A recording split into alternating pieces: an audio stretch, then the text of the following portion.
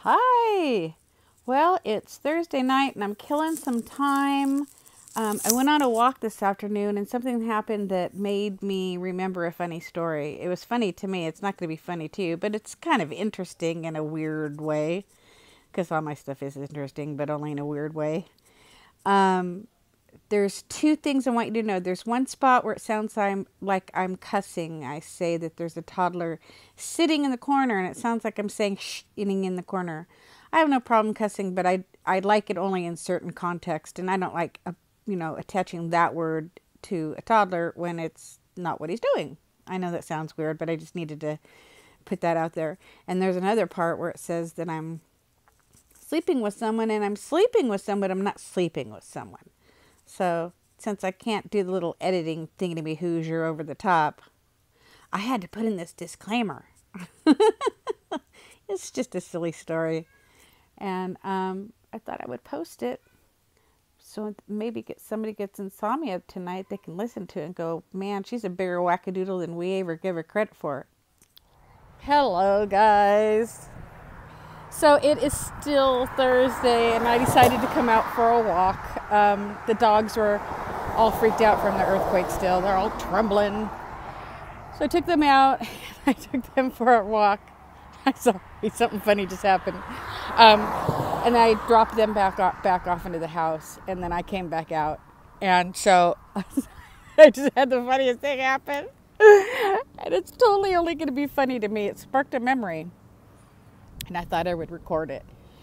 So I'm out here on, let me show you the highway. This is just part of what I'm walking on, okay? Mostly I'm walking the back streets. And I was walking, and somebody I knew came up behind me and just laid on their horn and just scared the holy free holies out of me. And it totally reminded me of this time. And I haven't thought about this memory in so long. I was a very rebellious youth. That might come as a surprise to some of you. And I had my first child when I was 18. And I drove a Beetle. Either I drove a VW bus or I drove a Beetle. And at this particular time in life, I drove a Beetle.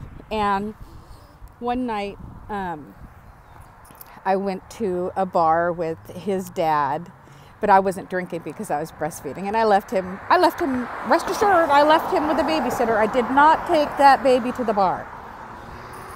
And we got in a fight about something. So I went home, and it was 2 o'clock in the morning. Now, we have a ski resort here in California called Mammoth Mountain. And I grew up, I didn't grow up there, but I grew up skiing. My dad was a big skier. So we had a place in Mammoth.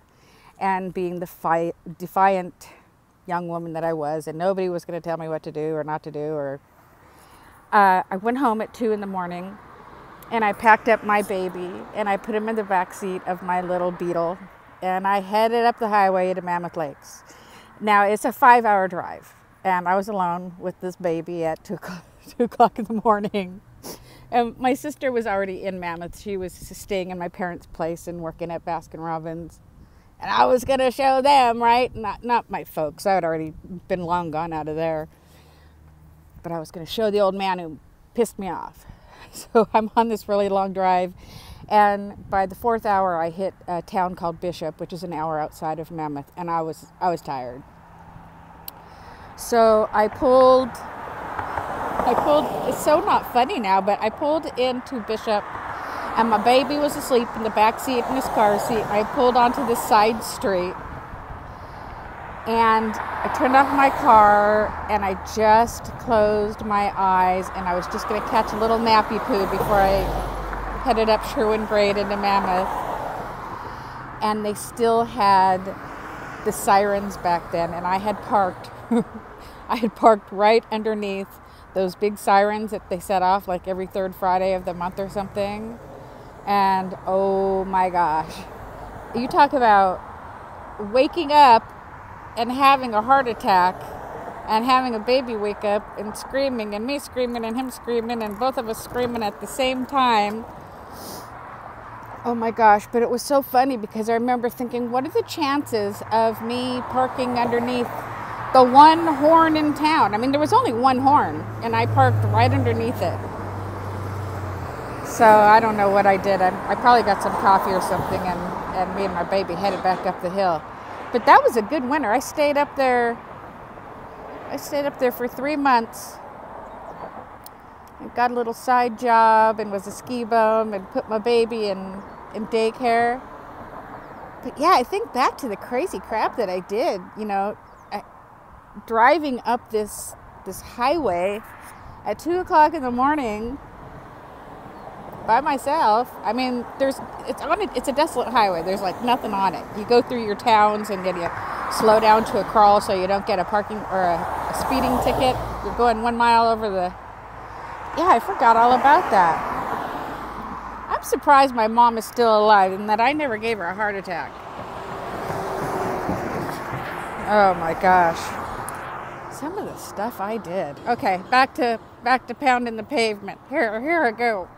The point to that whole story was to get to the fact that on that ski trip, I was in the best possible shape I could ever be. Granted, I was still very, very, very, very young, and exercise came easy, and I got a lot of it. But boy, was I in shape. I mean, I would be on that ski hill from sun up to sundown. And on that trip, on that particular trip, see, the earthquake's bringing back these funky memories too. On that particular trip, my cousins came up. And those are the cousins that my husband hung out with. And they came up for a week to have a ski trip, and I was staying there. And Steve was with them. And I had to go to the laundromat. And I took my baby and we went to the laundromat, and we had a huge earthquake up there. I mean, it was a doozy, and it knocked out all of the electricity. Now, we're in a town that doesn't have streetlights or anything, because it's just a little tiny town up at the top of the mountains, and the moon and the stars are the only light you're going to get when the electricity is knocked out. So I'm inside this laundromat all the way in the back, with a toddler running around, and all the electricity went out in the middle of the night. And I couldn't find him. He was the quietest little boy. I mean, this child, my Christopher Cole, that's his name, Christopher Cole. We call him Chris, he calls himself Papa. I don't know why. Why does anybody do anything? And I couldn't find him in the in the laundromat. So I had to go outside. Somebody had to get a big truck, and they had to bring the truck up to the front of the laundromat and shine their lights in. Finally, we found this little tow-headed guy just kind of sitting in the corner, waiting for me. So anyways, Steve was back at the trailer, and we went back. And again, this is my husband now, but back then it was just... it was just Steve. Good old Steve. Good old quiet Steve, who just went everywhere with my cousins, but just kind of blended in with the wallpaper. And there was too many people for the amount of beds that were there. And I slept with my husband when he was 22 and I was 20.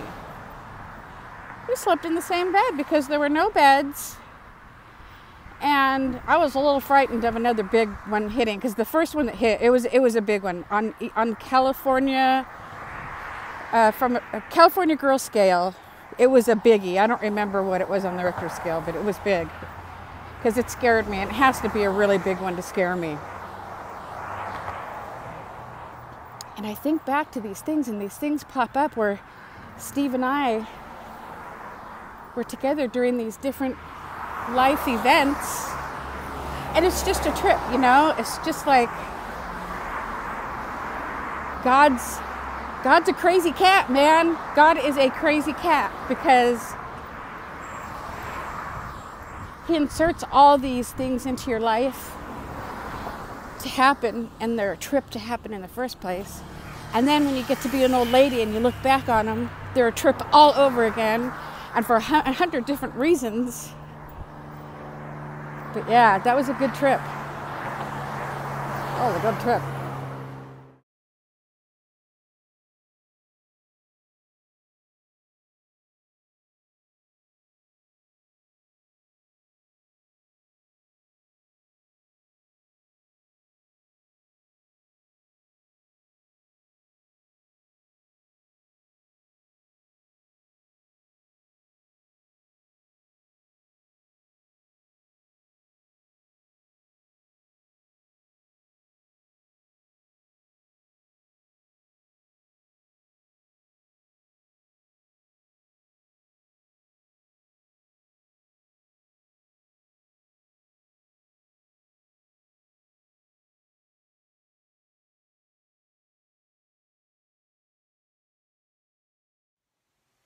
Good morning. It's Friday morning.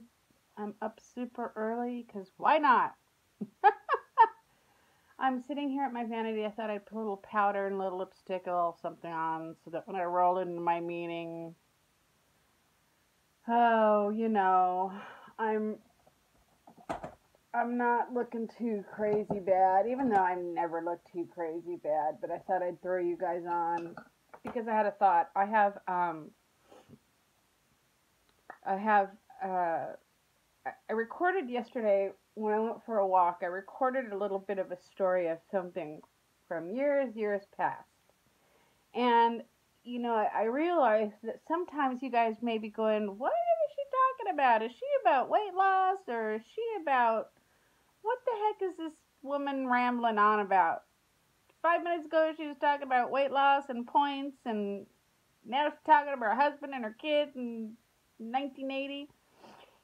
This whole YouTube thing for me is, I've had this I've had this life that has been a good life. I have had a really good life, but I've had some crazy stuff happen, and I've had some bumps, like we all have. But some of mine have been a little on the interesting side. And it seems like I've always. By the way, I have 4 mirrors. I have this mirror. I have this mirror, and I have 2 on the floor. But I can't seem to get one that has me looking exactly how I'd like to look. Does anybody know how that they can help me out with that? So, anyways, sometimes I am going to feel like just sharing a story, be it a funny one, a crazy one, maybe a sad one. Oh, Lordy, Lord, I have sad stories. But I'm going to always try and incorporate them into something I'm talking about now. Try being the key word here, because I can't guarantee that's always going to happen. But I feel like I need to record somewhere some of the stuff that I remember. I have this Besame lipstick. I love Besame, if any of you guys are familiar with Besame. She has a shop here in Burbank, California, and she specializes in vintage, and her stuff is awesome, but she shapes her bullets in a funky fashion, and it's kind of hard to get on for me because I'm not a makeup guru. Anyways, for any of you swell, kind, loving, wonderful ladies who have been so nice as to stick around through my first videos and check in on Oliver and Steve and I and whatever it is I decide to get on here and yammer about. I thought maybe I owed you a little bit of an explanation. I don't really owe anybody an explanation about anything. And see, that's God is so good, right? Because that's what this whole YouTube thing is about for me. It's about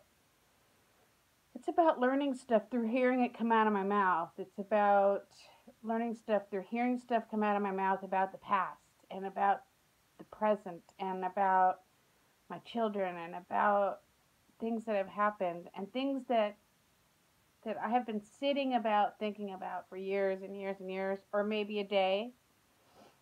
But it's cathartic for me. This whole thing is cathartic because I have so many things that keep me awake at night and keep me from being me. I don't know. I don't want to get too, and I'm probably not even making any sense. But for me to talk about it and pretend that I have somebody who's interested, I don't know why it is. But I'm surrounded in life by people who just don't like to talk. And I like to talk. I mean, isn't talking fun? I know. And you're married to somebody, or you're, around somebody who just has to talk all the time. It's a drag. I know. And I don't really talk all the time. In fact, I kind of haven't talked much to my roomie in the last couple days because the Masters are on. Now, when the Masters are on, Mrs. Johnson could be doing something extremely nefarious right under her husband's nose and he'd never even notice. So I'm feeling a little neglected. Am I? No. I'm not neglected at all. I have people who care about me and love me and are around. And I have not a single thing in which to complain about. I have some things I'd like to change. And I'm not going to get into it because I refuse to have a cry fest today. But I've gotten my crying under control. And isn't that fabulous? So anyways, going back to initially what I started off with, I'm going to be telling a story later on here. And you might be like, okay, this lady, she's a little wackadoodle. And you know what, I am. And that's okay. And some of my stories are kind of like, if you think about them, like, holy smokes. And some will be like, well, that was a huge waste of my time. So that's why I highly suggest that you listen to me when you're cleaning your toilets. Because that way you have nothing to lose. You'll end up with a clean toilet out of the whole situation, even if what I had to say wasn't so entertaining. So, yeah, I'm pretty sure I'm going to gain today. And you know what? I don't take it.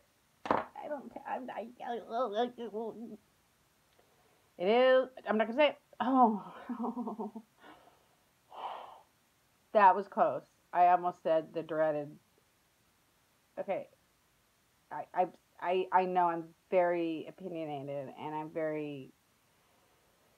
But some sayings are a little too much. So, anyways, I get discouraged when I gain, and I shouldn't, but I do. And I know I'm going to gain today, and I feel like I'm going to the electric chair, even though that's a little drastic. Sometimes you have to be drastic to get your point across. So I am going to sign off here. I'm going to get dressed. I'm going to put my cutest leggings on, and I'm going to put a cute top on. Figure out what to do with this hair. I'm trying to decide if I should cut it, but I've always had super long hair. Anyways, and then I'm going to insert this with a story, and then at the end I will come in with my weigh-in results. So, okay, we'll speak to you kids later on. Okay, wow. Now that it's down to brass tacks and I'm in my car and I'm driving there, it's kind of amazing what a poor sport I am. I am not a happy loser. I'm not losing with grace. Gainer. I have zero grace today, and I need to work on that because that's not good. I feel like a spoiled, rotten little brat who wants to stamp her feet to get her way, and that's not how it works. It's totally not how it works.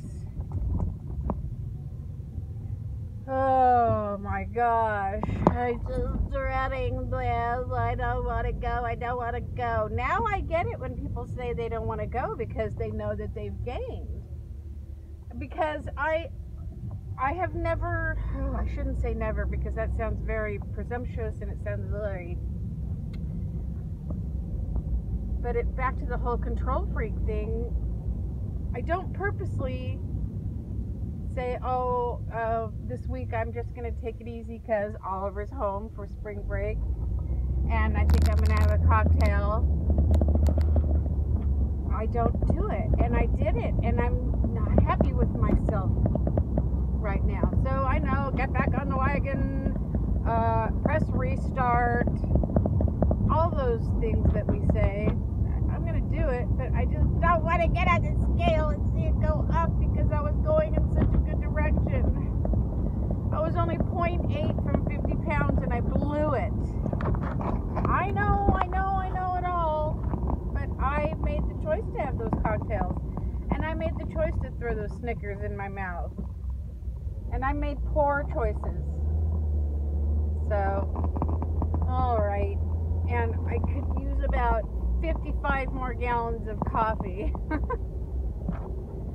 Oh, maybe the scale will malfunction and it'll go the wrong way. I can deal with that. Hey. Oh my gosh, you guys, I'm starving. But my meeting is over. My leader is back. The one chatty gal who I was talking about a couple of videos ago wasn't there. There's another one. And she was there. It was a good meeting. I'm glad I went. I'm glad I didn't let my inner dialogue sway me. Because, yeah, I got this. Boom. I made it. I have no idea how. By the grace of God, I made it. I'm still shocked. Does anybody want to touch it? Want to touch it? Feels good. Oh my gosh, you guys. I'm like just blown away. So I stopped at Starbucks on the way to my meeting and I got a big old skinny macchiato mocha something, what's a something. And I just wanted caffeine. And I got to my meeting early and I took everything off and I went to the bathroom and I came back and I closed my eyes and she goes, "Oh, Anita, you're down." And then she goes, "Oh, Anita, you made your 50 mark."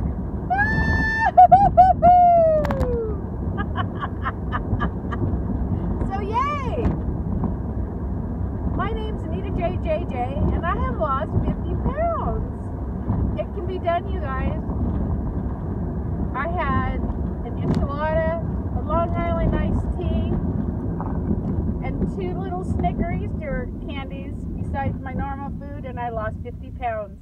Actually, my whole weight loss this week was 0.8. I'm so happy. So I want to throw this up so I can share it with all you swells and eat.